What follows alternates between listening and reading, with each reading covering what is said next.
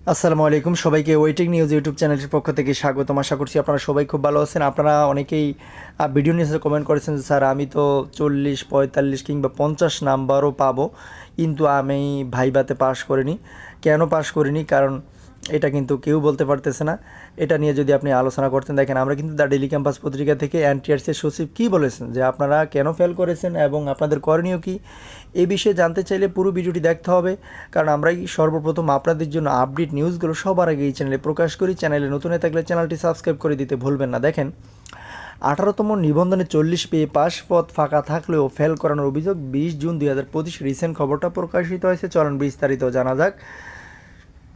18তম শিক্ষক নিবন্ধন পরীক্ষা পাস নম্বর 40 নম্বর পাওয়া বহু প্রার্থীকে পাস দেখিয়ে চাকরির সুযোগ করে দেওয়া হচ্ছে, এমন অভিযোগ তুলেছেন পরীক্ষার্থীরা। অথচ পরীক্ষায় ভালো করেও 20,000 বেশি প্রার্থীকে ফেল করানো হয়েছে। সংশ্লিষ্ট বিষয়ে পদ ফাঁকা থাকা সত্ত্বেও এই ধরনের ফলাফল নিয়ে ব্যাপক অসন্তোষ ও ক্ষোভ বিরাজ করেছে চাকরি প্রত্যাশীদের মধ্যে। অভিযোগকারী একাধিক প্রার্থী জানিয়েছেন, লিখিত পরীক্ষা 40 বা তার বেশি নম্বর পেলে পাস ধরা হয়। সেই হিসেবে যারা মৌখিক পরীক্ষায় অংশগ্রহণ করেছেন তারা সকলেই 40 কিংবা তার বেশি নম্বর পেয়েছেন। অথচ কেবলমাত্র ভাইবার ভিত্তিতে তাদের ফলাফল অনুত্তীর্ণ দেখানো হয়েছে। অথচ ভাইবার নম্বর ই সনদে যোগ করা হয়নি। এতে প্রশ্ন উঠেছে ফলাফল প্রক্রিয়ার স্বচ্ছতা ও নিরপেক্ষতা নিয়ে। এই নিয়ে ক্ষুব্ধ পরীক্ষার্থীরা ফলাফল পুনর্মূল্যায়ন এবং পদ শূন্য থাকা সাপেক্ষে যোগ্যদের নিয়োগ দেওয়ার দাবিতে সামাজিক যোগাযোগ মাধ্যমে প্রতিবাদ জানাচ্ছেন এবং আইনি পদক্ষেপের কথাও ভাবছেন অনেকেই। যারা যারা চ্যানেলটিতে নতুন, অর্থাৎ চ্যানেলটি এখনও সাবস্ক্রাইব করেনি, এরকম নিত্য নতুন আপডেট পেতে চ্যানেলটি সাবস্ক্রাইব করে দিয়ে আমাদের সাথে যুক্ত থাকবেন সবসময়। ভুক্তভোগী প্রার্থী মিলন বলেন, সরকার নির্ধারিত নীতিমালা অনুযায়ী 40 পেলে পাস, লিখিত পরীক্ষা কমপক্ষে 55 থেকে 60 নম্বর পাবো বলে ধারণা করছি।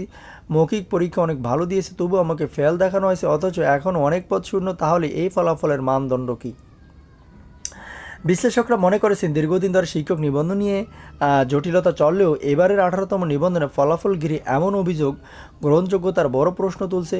দ্রুত সময়ের মধ্যে এনটিআরসির পক্ষ থেকে পরিষ্কার ব্যাখ্যা না এলে প্রতিবাদ আরও তীব্র হতে পারে বলে আশঙ্কা করা হচ্ছে। জানতে চাইলে এনটিআরসির ভারপ্রাপ্ত chairman Mohammad Nure Alam Siddiqui the daily ক্যাম্পাসকে বলেন, 18তম শিক্ষক নিবন্ধনের মৌখিক পরীক্ষায় মূল ভূমিকা পালন করেছেন এক্সটার্নাল, অর্থাৎ বাইরে থেকে যারা পরীক্ষা নিতে এসেছিলেন তারা। প্রার্থীদের পাস ফেল অনেকটাই তারই নির্ধারণ করেছেন। মৌখিক পরীক্ষা এবার তুলনামূলক কঠিন হওয়ায় ফেলের সংখ্যা কিছুটা বেশি। কোন বিষয়ে কত পদ ফাঁকা উত্তীর্ণ করানো হয়েছে, যতজনকে। এনটিআরসি সংগৃহীত শূন্য পদের তথ্য বিশ্লেষণ দেখা গেছে, ভৌতবিজ্ঞানে পদ ফাঁকা রয়েছে 13,097টি। এই পদে ভাইবা অংশগ্রহণ করেছিলেন 4,000 বেশি প্রার্থী, আর উত্তীর্ণ করানো হয়েছে 2,712 জনকে। সহকারী মৌলভিতে আরবি সারা দেশে পদ ফাঁকা আছে 9,500। 18তম নিবন্ধনে এই বিষয়ে লিখিত পরীক্ষা উত্তীর্ণ হয়েছেন 5,531 জন। মৌখিক পরীক্ষা অংশগ্রহণ করেছিলেন 5,522 জন।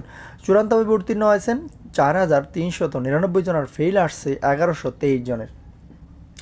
গ্রন্থকার, তথ্যবিজ্ঞান, প্রভাষক, মাদ্রাসা, কারিগরি মোট পদসংখ্যা 5,700-এরও বেশি। এই পদগুলোতে ভাইবা প্রার্থী ছিলেন 1,233 জন, আর পাশ করানো হয়েছে 852 জন, ফেল করানো হয়েছে 381 জনকে।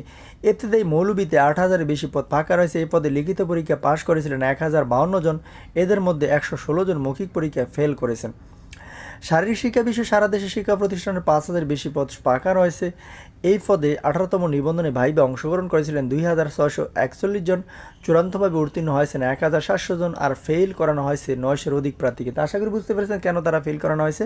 এটা নিয়ে যদি আপনার কোনো প্রশ্ন থাকে কমেন্ট বক্সে জানাবেন। পরবর্তী নিউজ দেখার আমন্ত্রণ জানিয়ে এই পর্যন্ত শেষ করছি। আসসালামু আলাইকুম।